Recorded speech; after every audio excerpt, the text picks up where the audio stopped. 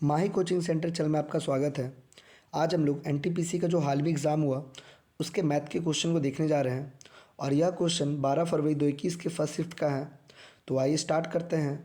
और अगर आपको ये वीडियो पसंद आए तो वीडियो को लाइक करना ना भूलें और चैनल को जरूर सब्सक्राइब करें। तो आइए स्टार्ट करते हैं। पहला क्वेश्चन है, एक चतुर्भुज के कोण 3, 5, 7 और 9 के अनुपात में है तो सबसे छोटे कोण का माप ज्ञात कीजिए। हम लोग जानते हैं कि किसी अनुपात को बांटने के लिए उसके टोटल हिस्सा का मालूम होना चाहिए। तो इस चतुर्भुज के चारों कोणों का योग होता है 360। तो क्या 360 को हम लोग छोटा सबसे कोण में बांट सकते हैं? तो देख रहे हैं सबसे छोटा कोण का जो अनुपात है वो 3 है। तो जिसका निकालना है उसको ऊपर और कुल 3, 5, 7, 9 जोड़ के हो जाएगा 24 और इंटू हो जाएगा 360। तो 12 दूनी 24, 12 तिया 36 और ये 15 बार में 15 तिया 45। तो कह सकते हैं कि 45 डिग्री सबसे छोटा कोण का माप होगा। और बड़ा पूछता तो इस 3 के जहाँ पर हम लोग 9 रखते हैं। समझ आ गया होगा, इजी क्वेश्चन था। अगला क्वेश्चन, क्वेश्चन नंबर 2, 1275 का कौन सा भाग 816 होगा? यानी 816 जो है वो 1275 का कौन सा भाग है, यानी इसको काट के छोटा करना है। तो अगर इसको हम लोग काट के छोटा करते हैं तो पहले 3 से काटेंगे तो 3 दूनी और 3 सत्ते और 3 दूनी, और ये भी 3 से काटेंगे 3 चौक 3 दूनी और 3 पचे। आप देख रहे हैं कि दोनों ना तो 3 से कट रहा है, 11 से नहीं, 13 दूनी 26, 13 से नहीं, 17 17 एकम 17, हाँ 17 पड़म कट रहा है, नीचे वाला 17 दूनी 34, 17 पचे 85, हाँ दोनों कट जा रहा 17 से। तो 17 एकम 17 और 17 छक 102। और जबकि ये 17 से काटेंगे तो ये 17 से हो जाएगा कितना, 17 दूनी 34 और 17 पचे 85, यानी कि 16/25। और ये छोटा नहीं हो सकता, तो हम कह सकते हैं इसका करेक्ट आंसर ए हो जाएगा, 16/25 भाग हो जाएगा। अगला क्वेश्चन, क्वेश्चन नंबर 3, ए 15,000 की पूंजी के साथ एक व्यवसाय शुरू करता है और बी 2 महीने के बाद 20,000 पूंजी के साथ शामिल हो जाता है। एक वर्ष के अंत में ए और बी का लाभ का अनुपात। तो ए और बी में समय का अंतर आया। ए जो है शुरू में पैसा लगाया 15,000, 15,000 को 15 लिख दे रहे हैं, और बी लगाया 20,000। बट ए के 2 महीने के बाद आया था बी, यानी ए जो है टोटल 12 महीना तक लगाया पैसा, जबकि बी जो है 2 महीना बाद आया। इसका मतलब एक साल में 10 ही महीना लगाया। बस इसको काट के जो छोटा कर देंगे वही आंसर हो जाएगा। जैसे कि ये कट जाएगा 5 दूनी 10, 5 तिया 15, और अगर इसको हम लोग काटेंगे 4 3 और ये 5 बार में, और कट रहा नहीं, 3 तिया 9 और 5 दूनी 10। तो हम कह सकते हैं दोनों का लाभ का अनुपात 9:10 होगा। समझ आ गया होगा। ऐसे ही हम लोग पार्टनरशिप का क्वेश्चन बनाते हैं। आगे बढ़ते हैं अगले क्वेश्चन की ओर। अगला क्वेश्चन है, एक आदमी एक रेडियो सेट 750 में बेचा और उसको क्रय मूल्य के 90 हिस्से के बराबर लाभ हुआ। बेचना मतलब एसपी, यानी उसको सेल किया वो 750 में, परंतु उसको जो प्रॉफिट है वो सीपी का 1/9 हिस्सा हुआ। जो लाभ हो रहा है वो सीपी यानी क्रय मूल्य का 1/9 है। यानी अगर सीपी 9x था तो उसको लाभ x का हुआ। बस ये चीज़ को समझना है कि जो क्रय मूल्य का 9वां हिस्सा के बराबर लाभ है, यानी अगर क्रय मूल्य 9x है तो लाभ x का होगा। और हम लोग जानते हैं लाभ बराबर होता है विक्रय मूल्य माइनस क्रय मूल्य। तो 9x मिला के जुड़ जाए 10x, और 10 से 75 कटेगा तो x का मान आ जाएगा 75। तो हम कह सकते हैं कि जो लाभ हुआ 75, और 75 को अगर 9 से गुणा करते हैं तो 9 पचे 45, हाथ में 4, और 9 सत्ते 63, 64, 65, 66, 67, यानी कि 675 इसका क्रय मूल्य है। तो 675 कौन ऑप्शन में, डी में है। और लाभ अगर निकालेंगे तो 75 बटा क्रय मूल्य गुना 100। वैसे तो और कोई ऑप्शन है ही नहीं, तो उतना चेक करने का दरकार नहीं है, तो इसका आंसर हो जाएगा डी नंबर। समझ आ गया होगा। अगला क्वेश्चन,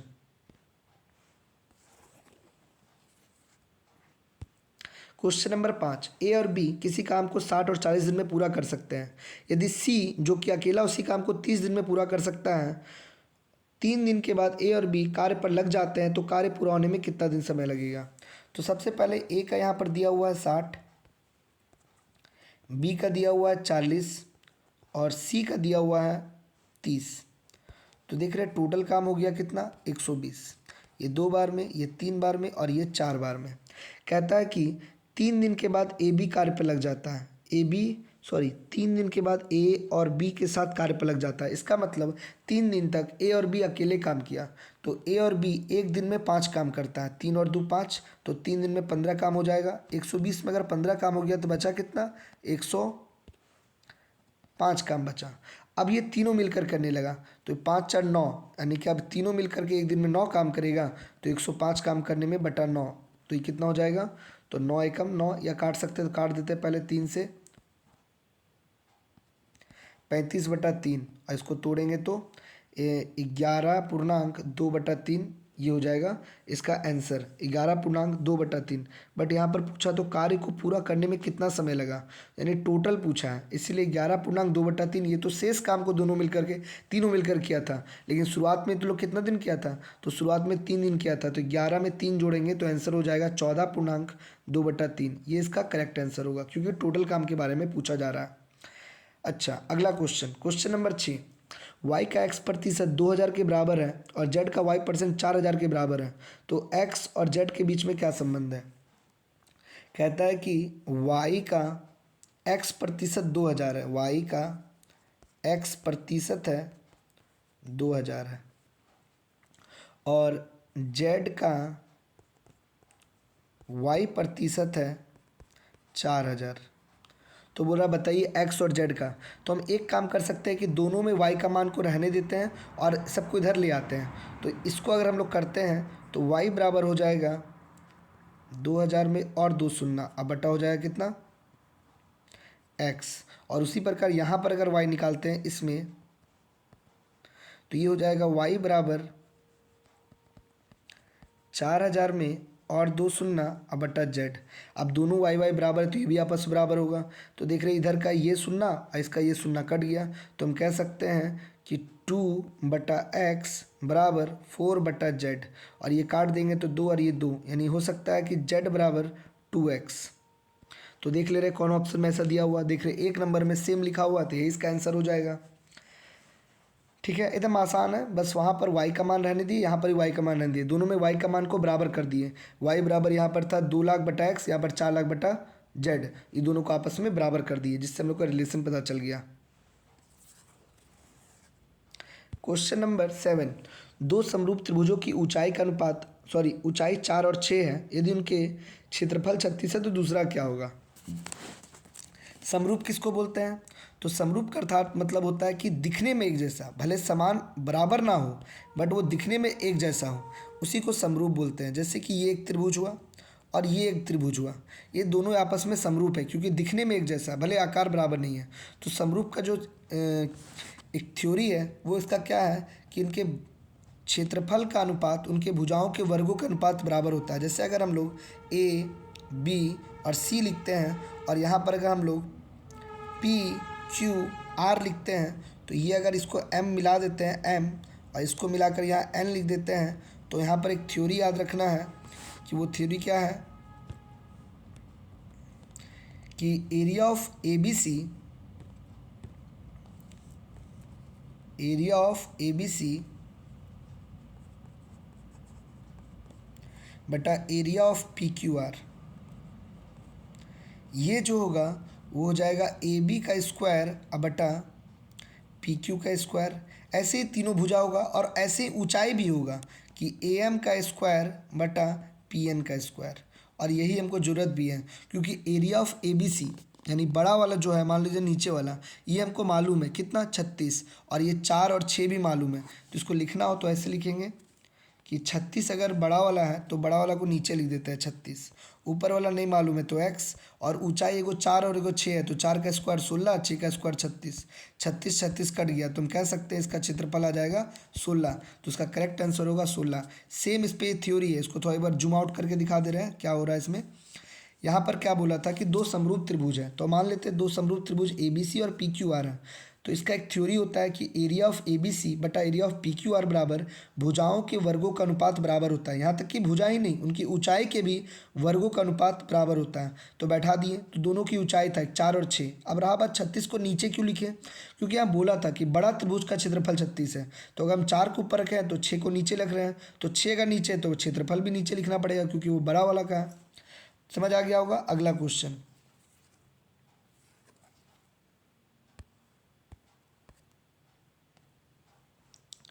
इसके बाद अगला क्वेश्चन है क्वेश्चन नंबर 8। इसमें कहता है कि ABC 3, 4, 5 के अनुपात में साझा करते हैं। यदि उनका कुल निवेश इतना हो तो B ने कितना निवेश किया। ये तो आसान है, जिसका निकालना उसको ऊपर, कुल को नीचे, 7, 5, 12 अगुना 1, 4, 4, 0, 0, 0, 12 का स्क्वायर होता है 12 बार में 12,000। अब 12 चौक 48, यानी 48,000 लगाया था, ये B का हो जाएगा। इसके बाद क्वेश्चन नंबर 9 नंबर क्वेश्चन में कहता है कि एक व्यक्ति एक निश्चित चक्रवृद्धि ब्याज की दर से 3 वर्ष के लिए 5,000 की राशि निवेश करता है। पहले वर्ष के अंत में अगर ये 5600 हो जाती है तो दर बताइए। पहले वर्ष में, अरे पहले वर्ष में SI और CI तो बराबर ही होता है, तो 5 अगर 5600 हो गया, इसका मतलब 1 साल का ब्याज 600 रुपया लगा, तो आखिर 600 जो है वो 5,000 का कितना परसेंट है, बस यही निकाल देंगे। यानी कि 12 पंचे 60, 12% इसका करेक्ट आंसर होगा। 10 नंबर, दो भागीदार ए और बी 12,000 और 18,000 की पूंजी के साथ एक व्यापार को शुरू करते हैं। पहले वर्ष के अंत में 1800 का लाभ होता है, तो बी का हिस्सा कितना। तो यहाँ पर तो समय का बात नहीं है, ए लगाया कितना और बी लगाया कितना। ए लगाया 12,000, ए लगाया 18,000, तो रेशियो बोलेंगे तो 2:3 का लाभ होगा। तो बी का पूछा, जिसका पूछेगा ऊपर, कुल को नीचे, और लाभ कितना का 1800 का। तो ये हो जाएगा 5 तिहाई 15 और 3 0 5 31, यानी 360, और 360 को गुना करेंगे तो यानी कि 1080 इसका करेक्ट आंसर हो जाएगा। अगला क्वेश्चन है HCF LCM से। किसका HCF बताइए। HCF नहीं, महत्तम समावर्तक, HCF। तो जब भी बटम होता है तो पिछले कुछ समय पहले इसका फॉर्मूला बताए थे वीडियो में ही, कि अगर बट्टा में HCF पूछेगा तो ऊपर वाला का HCF निकालेंगे, यानी अंश का HCF निकालेंगे, जबकि हर का LCM। तो 1, 3, 4, 5, 6 सबसे कौन कटता है, किसका पड़ा में सब कटेगा, तो ऐसा तो कोई है नहीं, एक ही है जिससे सब कटेगा, तो ऊपर में लिख देंगे 1, यानी अंश का HCF आया 1, और नीचे वाला का हर का हम लोग LCM लेंगे, तो 3, 4, 5, 6, 7 इसका LCM निकालना पड़ेगा, तो LCM निकालेंगे तो आएगा 420। तो हम कह सकते हैं इसका करेक्ट आंसर होगा 1/420। ठीक है, ऐसे निकालते हैं। और अगर LCM निकालने बोलता तब अंश का LCM और हर का HCF निकालते हैं। 12 नंबर, मान लीजिए कि एक समलंब चतुर्भुज के दो समांतर भुजाओं की लंबाई 30 और 18 है और दोनों भुजाओं के बीच की दूरी 24 सेंटीमीटर है। यदि समलंब चतुर्भुज का क्षेत्रफल एक वर्ग के क्षेत्रफल के बराबर है तो वर्ग का परिमाप ज्ञात कीजिए। तो यानी समलंब का क्षेत्रफल निकालेंगे तब ना वर्ग का क्षेत्रफल से कंपेयर करेंगे। समलंब किसको बोलते हैं, तो समलंब ऐसा होता है जिसमें झंडा, जैसे हम लोग बेस बनाते हैं झंडा के लिए, वो होता है समलंब, इस टाइप का। समलंब का एक ही डिफिनेशन है कि इसके एक भुजाओं का जो जोड़ा है वो पैरेलल होता है, जो कि एगो 18 दिया हुआ है, एगो 30 दिया हुआ है, और दोनों के बीच की दूरी यानी ऊंचाई वो दिया हुआ 24। इसका क्षेत्रफल का फॉर्मूला होता है 1/2 इनके समांतर भुजाओं का योग, यानी 18 + 30 इंटू ऊंचाई। तो देखते हैं कितना आ रहा है, या 12, और ये इससे जुटेगा तो 48। 48 को अगर हम लोग 12 से गुना करेंगे तो कितना होगा, 12 × 8 = 96, हाथ में 9, और 12 × 4 = 48 और 9 = 54, यानी कि 48 और 9 = 57, यानी 576। यानी समलंब चतुर्भुज का क्षेत्रफल आया 576, और यही क्षेत्रफल एक वर्ग के क्षेत्रफल का है। तो वर्ग का क्षेत्रफल होता है भुजा स्क्वायर। तो आखिर ये किसका स्क्वायर है, 576, 24 का। तो हम कह सकते हैं वर्ग का जो भुजा है वो आया 24। अब इसका परिमाप पूछा था, तो वर्ग का परिमाप बराबर होता है 4 गुने भुजा, तो 24 × 4 = 96। तो इसका करेक्ट आंसर हो जाएगा बी नंबर।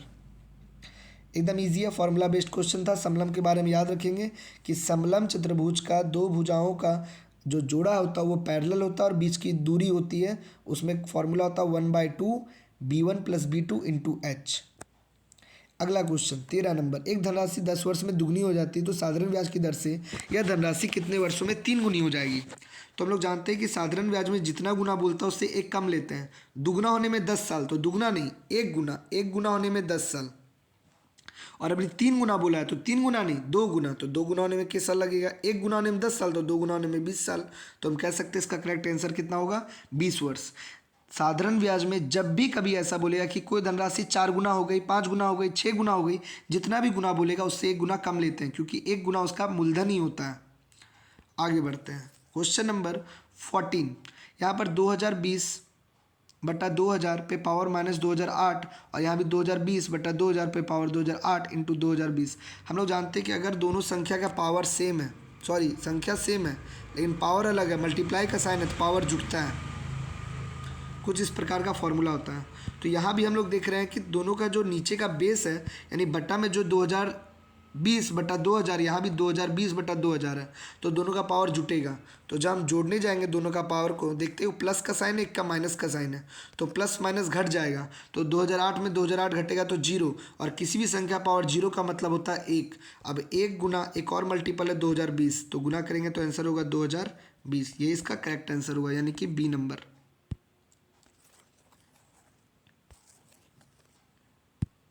क्वेश्चन नंबर 15, पहली 5 पूर्ण संख्याओं का गुणनफल बताइए। पहली 5 पूर्ण संख्याओं का गुणनफल, हम लोग जानते हैं कि नेचुरल नंबर 1 से स्टार्ट होता है, बट पूर्ण संख्या 0 से स्टार्ट होता है। तो 0, 1, 2, 3, 4, पहली 5 संख्याओं का गुणनफल 1, 2, 3, 4, लेकिन 0 है, तो 0 से मल्टीप्लाई करेंगे तो सब 0 ही हो जाएगा, इसलिए इसका करेक्ट आंसर हो जाएगा कितना, तो इसका करेक्ट आंसर हो जाएगा 0।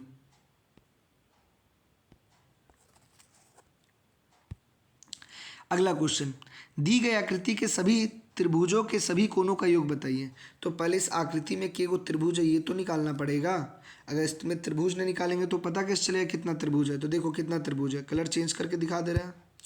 यहाँ पर एक त्रिभुज, यहाँ पर एक त्रिभुज, यहाँ पर एक त्रिभुज और यहाँ पर एक त्रिभुज, टोटल हो गया 4। और है, हाँ और भी है। और क्या देखते हैं, ये वाला एक त्रिभुज है, ये वाला एक त्रिभुज है, एक इधर से एक त्रिभुज है और एक इधर से एक त्रिभुज है, टोटल 8 त्रिभुज हो गया। और एक त्रिभुज में 180 डिग्री कोणों का माप होता है, तो 8 में कितना होगा, 180 गुना 8, 8 8 64, 8 और 6 14, यानी टोटल हो गया 1440। ये इसका करेक्ट आंसर होगा। यानी एक ही साथ वो 2 क्वेश्चन पूछ लिया, एक तो त्रिभुज काउंटिंग भी करवा दिया और उसके सभी का योग भी पूछ दिया। हम लोग जानते हैं कि त्रिभुज के सभी कोणों का योग 180 डिग्री होता है। आगे बढ़ते हैं, अगला क्वेश्चन।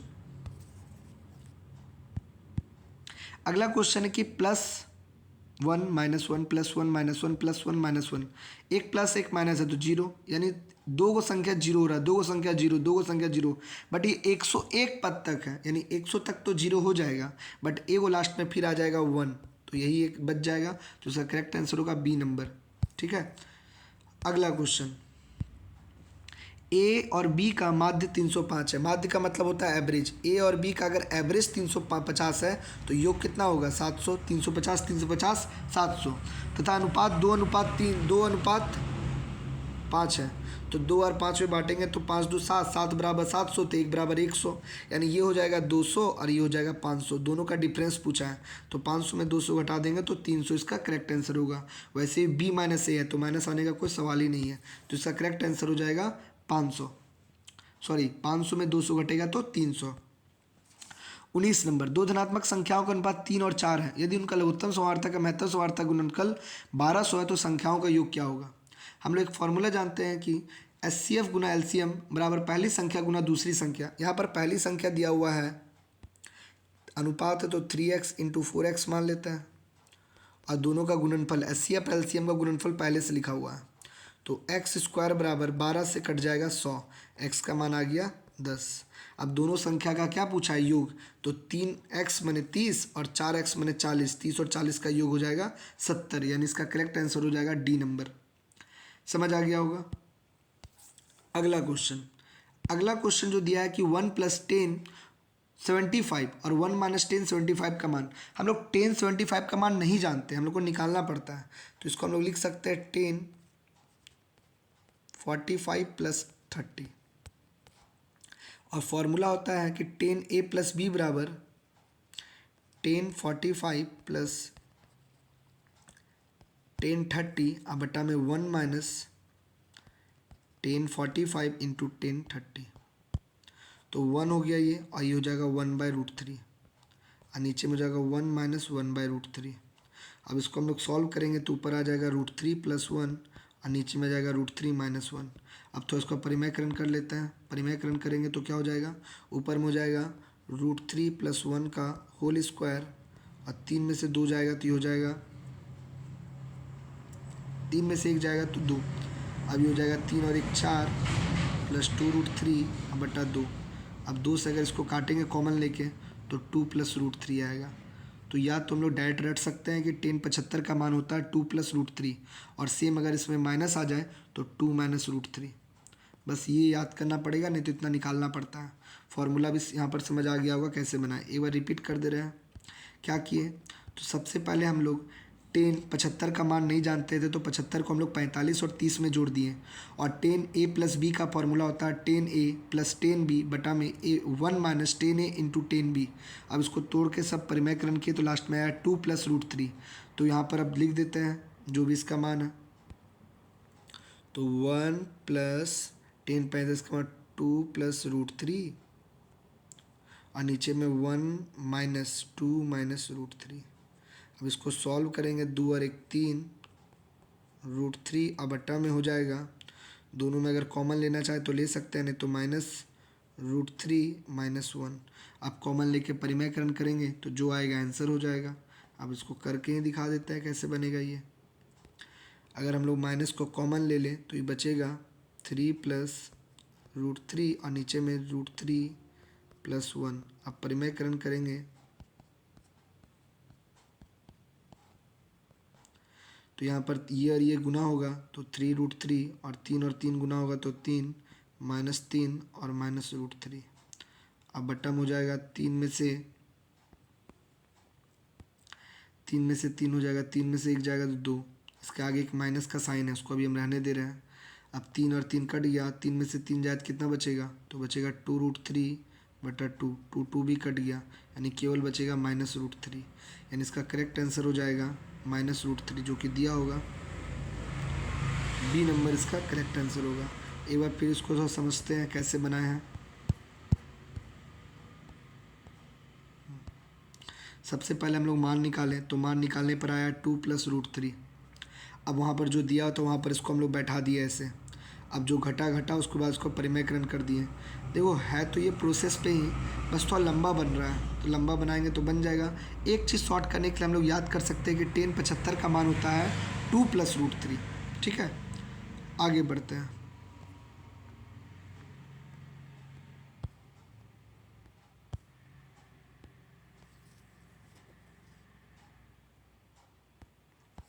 क्वेश्चन नंबर इसके बाद है 21। एक डिब्बे में 9.375 मीटर स्क्वायर क्षेत्रफल की रंगाई करने वाला एक पर्याप्त मात्रा में पेंट है और इतना इतना इतना माप ले ईंटें की संख्या रंगी जा सकती है। ये क्वेश्चन हूबहू एनसीईआरटी बुक से लिया गया क्वेश्चन है। ये गुना करने पर भी ये लोग का जो क्षेत्रफल निकालेंगे वो भी इतना ही आएगा 9.375, ये कंफर्म है। फिर भी अगर निकालना चाहते हैं तो बता रहे हैं कि एक डिब्बा है जिसमें इतना क्षेत्रफल को रंग किया जा सकता है, ये बताया गया 9.375 मीटर स्क्वायर। और ये जो एक ईंटे का माप है, ईंटा कैसा होता है घनाभ के आकार का, घनाभ को रंग करेंगे तो पूरा ही पृष्ठीय क्षेत्रफल को रंग करेंगे, यानी ऐसे पूरा निकालना पड़ेगा, ये पूरा निकालना पड़ेगा। तो सबको पहले हम लोग सेंटीमीटर को मीटर में बदलेंगे तो सबको जोड़ने पर ये आ जाएगा कितना 0.09375, कुछ ये इस प्रकार को देखने को मिलेगा। और ये पूरी तरह से एनसीईआरटी ही बुक से लिया गया है।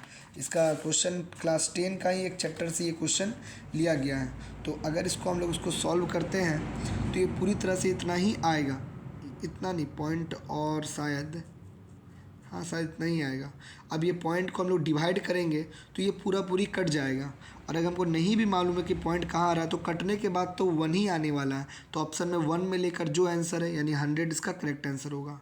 और अदरवाइज़ अगर इसको बनाना चाहते तो पहले मीटर बदलेंगे, सबका मान बैठाएंगे, क्षेत्रफल आएगा, क्षेत्रफल को डिब्बा का क्षेत्रफल से भाग दे देंगे, तो भाग देने पर जो भी आएगा आंसर होगा। तो उसका करेक्ट आंसर हो जाएगा 100। क्वेश्चन नंबर 22 यहाँ पर कहता है कि cos alpha plus beta equal to 0, sine alpha minus beta को डैश में किया जा सकता है। ये क्वेश्चन में क्या देख रहे हैं कि साइन पहले था, सॉरी कॉस था पहले अल्फ़ा प्लस बीटा और साइन के बारे में पूछा जा रहा है। तो क्या हम लोग इसको चेंज कर सकते हैं? तो चलो चेंज करके देखते हैं। हम लोग एक फॉर्मूला जानते हैं कि sine square theta plus cos square theta बराबर 1 होता है। तो अगर हम लोग कॉस स्क्वायर को चेंज करना चाहते हैं तो लिख सकते हैं कि कॉस स्क्वायर थीटा बराबर 1 माइनस साइन स्क्वायर थीटा, और अगर स्क्वायर को भी हटा दें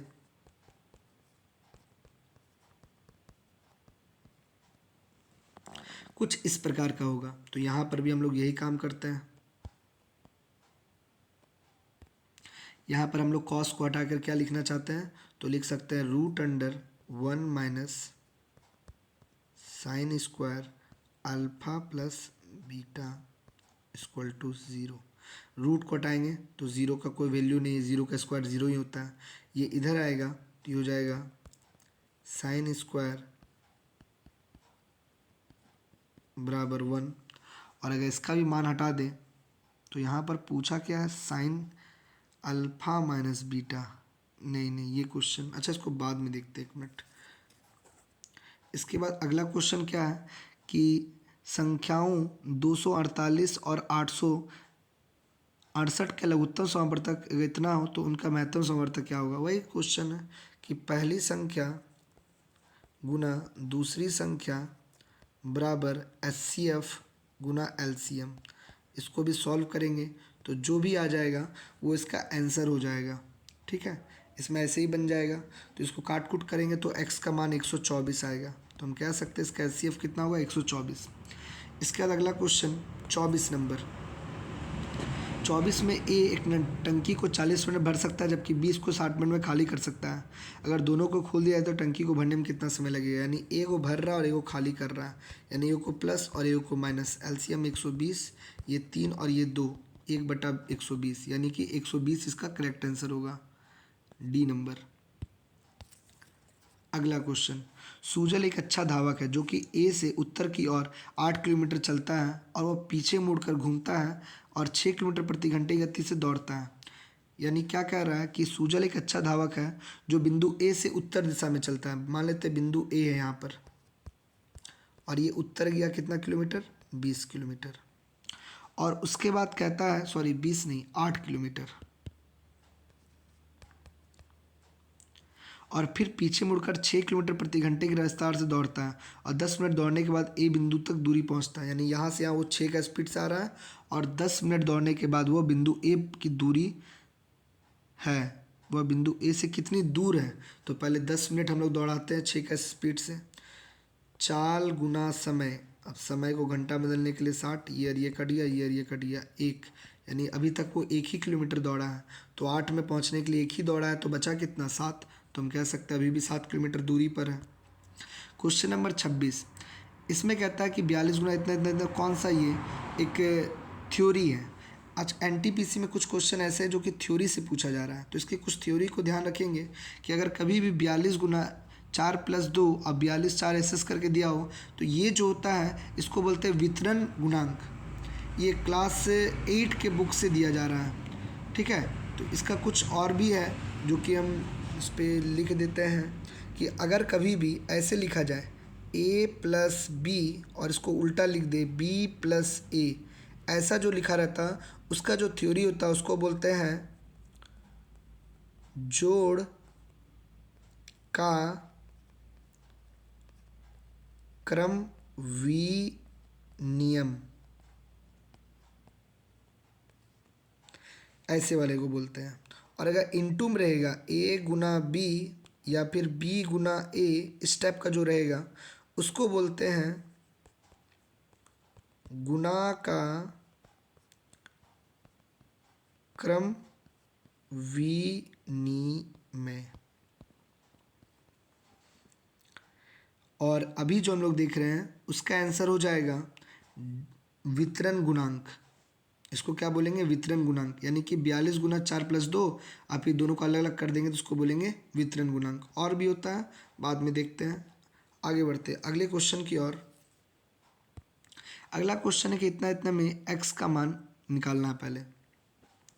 तो हम लोग एक काम कर सकते हैं कि इसको जोड़ते समय जितना भी आगे दिया हुआ पूर्णांक सबको एक साथ जोड़ देते हैं। 2 3 4, 3 2 5 और 5 4 9, 9 अलग हो गया और हाफ हाफ हाफ यानी 1.5 हो जाएगा। तो ये हो जाएगा 10.1/2। x का मान आ गया 10.1/2।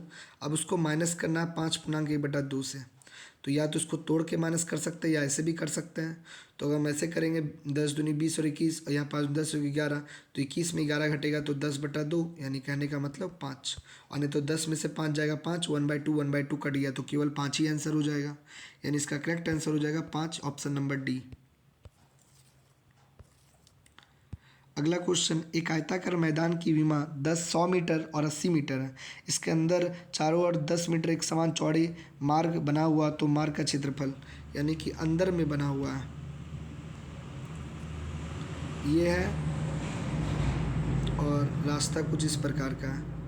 तो हम लोग क्या करेंगे रास्ता क्षेत्रफल निकालने के लिए, तो पहले ये माप जो है ये 100 है और ये माप 80 है। तो अगर इधर 10 माइनस कर दें तो ये हो जाएगा कितना 80, और इधर 10 माइनस कर दें तो 60। बड़ा वाला का क्षेत्रफल हो जाएगा 8000 लंबाई गुना चौड़ाई, और छोटा वाला हो जाएगा 4800। तो माइनस कर देते हैं तो ये कितना बचेगा 3200। तो हम कह सकते हैं इसका करेक्ट आंसर होगा बी, 3200 इसका करेक्ट आंसर होगा। क्वेश्चन नंबर 29, वह बड़ी से बड़ी संख्या ज्ञात कीजिए जो 130, 305, 245 से विभाजित करने पर 2, 1, 1 बचे। तो अगर शेष बचना ही है तो पहले माइनस ही कर लेते हैं। 130 में 2 बचेगा यानी 128 भाग लगने वाला है। 305 में 1 बचेगा यानी 304 होगा, और उसके बाद 245 में भी 1 बचेगा तो 244। अब ये तीनों का एचसीएफ निकाल देते हैं कि वह बड़ी से बड़ी संख्या कौन है जिससे ये तीनों कट जाएगा। तो अगर हम लोग इसका एचसीएफ निकालते हैं तो एचसीएफ निकालने पर ये आ जाएगा, किससे कटेगा, 7 से तो नहीं कट रहा है, 6 से भी नहीं कट रहा है, सब 5 से तो कटेगा नहीं, 4 से, ये तीनों संख्या 4 से कट रही है, इसलिए इसका करेक्ट आंसर 4 होगा। 6 से कैसे जाने नहीं कटेगा, क्योंकि जो 6 से कटेगा वो 3 से कटना चाहिए, और 3 और 4 जोड़ने से 7 हो रहा है, 3 से नहीं कटेगा तो 6 से भी नहीं कटेगा। समझ आ गया होगा। अगला क्वेश्चन, है √10 2 थीटा माइनस 3 इक्वल टू 0, तो थीटा का मान ज्ञात कीजिए। यहाँ पर भी 10 2 थीटा दिया हुआ है। अब ये 10 2 थीटा भी हम लोग कैसे निकालेंगे, तो सबसे पहले हम लोग इसको उधर ले जाते हैं, √3 और 10 2 थीटा रहने देते हैं, और 3 को उधर ले जाएंगे तो ऐसा। अब क्या देख रहे हैं कि ये और ये कटेगा तो √3 बचेगा, और 10 2 थीटा बराबर √3, और √3 मान होता है 10 60 का। अभी 10 10 भी हट सकता है, तो 2 थीटा बराबर 60, तो थीटा बराबर 30। तो हम कह सकते हैं थीटा का मान कितना होगा 30 डिग्री। ऐसे बना सकते हैं, ये भी क्लास 10 का ही है, नॉर्मल क्वेश्चन है। ABC किसी काम को 10, 15, 18 दिन में पूरा कर सकता है। यदि वो तीनों मिलकर कार्य शुरू करें तो कितना दिन में पूरा होगा, यानी तीनों को उल्टा करके जोड़ सकते हैं या फिर ऐसे ही बना सकते हैं। एलसीएम हो जाएगा 90, ये 9 बार में 15 छक 18 पचे, सबको जोड़ेंगे तो कितना आएगा 20, यानी 90/20, तीनों मिल करके 9/2 समय में पूरा काम कर देगा। अगला क्वेश्चन नंबर 31 के बाद 32, यदि P और Q एक लघुत्तम समावर्तक PQ है तो P और Q का डैश होनी चाहिए, क्या होनी चाहिए, विषम संख्या, सम संख्या, अभाज्य संख्या, या फिर भाज्य संख्या। माने अच्छा दोनों को गुना कर दे रहे हैं, तो हम लोग जानते हैं कि जब एलसीएम ले रहे होते हैं ऐसा 4 और 3 का, और ये दोनों नहीं कट रहा होता है, तब ना हम लोग दोनों को गुना कर देते हैं, 4 तिया 12। यानी दोनों संख्या ऐसी होनी चाहिए जो किसी का कटता ना हो, किसी का टेबल में नहीं कटता हो। तो अगर दोनों ही नहीं कट रहा है तो ऐसी संख्या को क्या बोलेंगे, विषम संख्या। तो विषम संख्या 3 और 9, नहीं ऐसा तो नहीं हो सकता। सम संख्या नहीं हो सकता। अभाज्य संख्या, हाँ अभाज्य संख्या हो सकती है, क्योंकि ये और ये मान लेते हैं, एगो 2 लिख दिए, एगो 3 लिख दिए, तो अभाज्य संख्या तो दोनों किसी से कटेगा नहीं, तो 3 दूनी 6 एलसीएम होगा, तो अभाज्य संख्या होगा। या फिर इसको हम लोग को प्राइम यानी सअभाज्य भी बोल सकते हैं, बट ऑप्शन में नहीं है इसलिए इसको हम लोग अभाज्य बोल देंगे। इसके बाद अगला क्वेश्चन,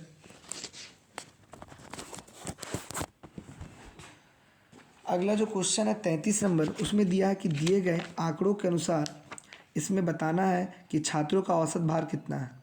तो औसत भार निकालना है तो हम लोग कैसे निकालेंगे, औसत भार में देख रहे हैं कि एक बच्चा जो 21 से 23 के बीच में है, और उसका 23 से 25, 25 से 27, 27 से 29, और 29 से 31।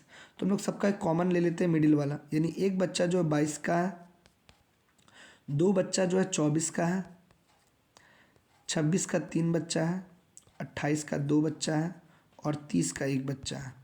तो 22 से कम 22, 24 दूनी 48, 26 तिया 6 तिया 18, 3 दूनी 6 7, और 28 दूनी 56, और 30। अभी तीनों सबको जोड़ करके टोटल कितना बच्चा है, 3 2 5 6 7 8 9, 9 से भाग दे देंगे, तो ये जितना भी कैलकुलेट करके आएगा वही इसका आंसर हो जाएगा।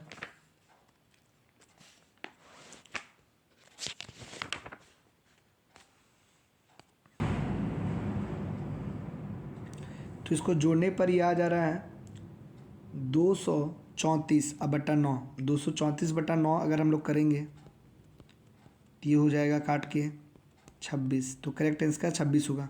कैसे किए तो एक बार फिर समझाते हैं। यहाँ पर जो दिया हुआ इस बॉक्स में, यहाँ पर क्या देख रहे हैं कि 23 और 21 बोल रहा है, तो दोनों का कॉमन हम 22 ले लिए। इसमें हम लोग 24 ले लिए, इसमें हम लोग 26, इसमें हम लोग 28 और इसमें हम लोग 30। और एक बच्चा जो 22 का है, 2 बच्चा इसको, तो आपस में गुना करके सबको जोड़ करके टोटल 9 बच्चा से भाग दे दिए। तो इससे मेरा निकल गया। अगला क्वेश्चन नंबर 34। दिए गए आंकड़ों में बताना है कि इतना इतना इतना में कि कौन से 2 वर्ष का उत्पादन में वृद्धि लगभग समान रही है। कौन ऐसा जिसमें लगातार 2 वर्ष में समान रहा है। तो पहला ऑप्शन है 1980 और 2000। तो 1980 में था 69850 और 2000 में कितना था 7 इतना इतना। तो यहाँ पर देखना पड़ेगा। तो देखते हैं कौन दोनों साल सेम है। तो दोनों साल अगर हम देख रहे हैं तो 80 वाला तो नहीं हुआ, 2020 वाला देखते हैं। 2000 में 17560 और 10 वाला में कितना इतना। बोल रहा है कि 2 वर्षों में उत्पादन वृद्धि लगभग समान रही है। तो ये थोड़ा सा निकालना पड़ेगा कैलकुलेट कर करके कि दोनों का अंतर कितना रहा है। कैसे निकालेंगे इसमें,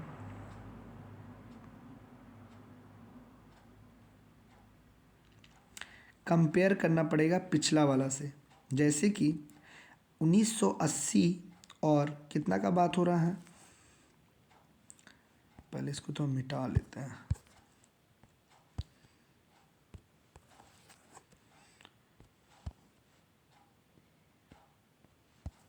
यहाँ पर जो बात हो रहा है पहला कितना 80 और 2000 का, 80 का कंपेयर हमको 70 से करना पड़ेगा। ये दोनों को माइनस करेंगे और फिर 2000 के लिए ये दोनों को माइनस करेंगे। देखेंगे दोनों में समान आया, तो ये पहला में नहीं आ रहा है, दूसरा में आ जा रहा है, यानी 2000 और 2010 में। तो 2000 और 2010 में, यानी 2000 का कंपेयर किससे करना पड़ेगा, इससे 90 से, और 2010 का कंपेयर करना पड़ेगा 2000 से। तो अगर हम लोग घटाते हैं ये दोनों को तो मिलेगा 1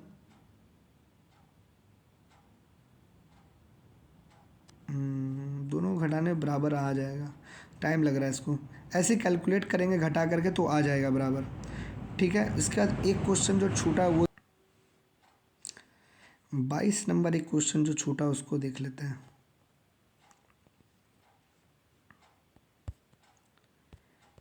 बाईस नंबर जो क्वेश्चन है उसमें थोड़ा ज़्यादा यूज़ करना पड़ेगा अपना दिमाग, तभी ये बनेगा, अदरवाइज़ मुश्किल है। 22 में लिखा है कि कॉस अल्फ़ा और बीटा बराबर 0। तो क्या हम लोग 0 को हटा करके कॉस का कोई मान 0 होता है? तो जानते हैं कि कॉस 0 डिग्री का मतलब होता है 1, लेकिन कॉस 90 का मतलब होता है 0। 0 1 1 0 ऐसे आता है। तो हम लोग लिख सकते हैं कॉस 90। कॉस कॉस ख़त्म, तो हम बोल सकते हैं कि अल्फ़ा प्लस बीटा बराबर हो गया 90 डिग्री। अब हम लोग देख रहे हैं क्या कि हमको अल्फ़ा माइनस बीटा चाहिए।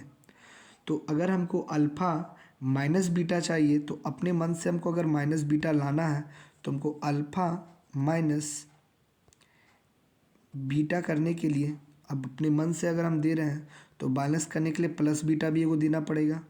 और यहाँ पहले से एक बीटा है, ये और ये यहाँ का है, और ये वाला हम अपने मन से डालें ताकि मेरा एक माइनस में आ जाए, बराबर 90 डिग्री।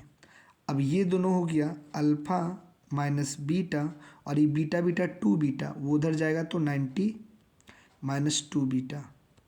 अब देख रहे हैं हमको साइन से मतलब है, तो हम दोनों की ओर साइन कर देंगे। तो ये हो जाएगा साइन अल्फ़ा माइनस बीटा, और ये हो जाएगा साइन 90 माइनस 2 बीटा।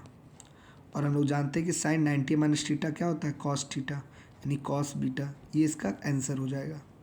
ये थोड़ा सा क्वेश्चन टफ है बट ऐसे ही बनेगा। समझ आ गया होगा। आज का क्वेश्चन एनटीपीसी का जितना भी था बहुत ही अच्छा क्वेश्चन था। मिलते हैं अगले वीडियो में, तब तक के लिए सबको बाय।